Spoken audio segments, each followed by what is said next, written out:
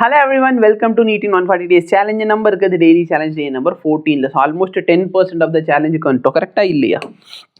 என்ன sir Newton's law of மோஷனோட 3வது lecture. Okay, இந்த வீடியோ பார்க்குறப்ப நான் இந்த டாபிக் இன்னும் டீச்சே பண்ணலன்னா எப்போ டீச் பண்ணுறனோ அதுக்கப்புறம் வந்து கமெண்ட் பண்ணுங்க முடிச்சுட்டு.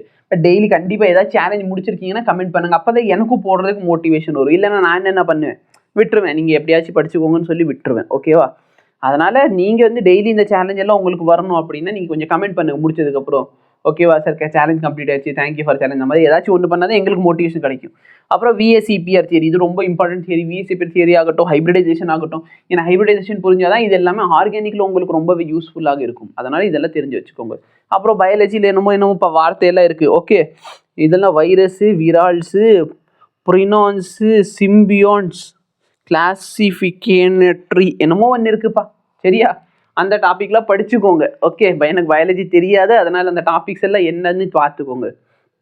ஓகே, ஸோ இதான் வந்து இன்னைக்கான challenge. All the very best. Thank you so much. Have a nice day.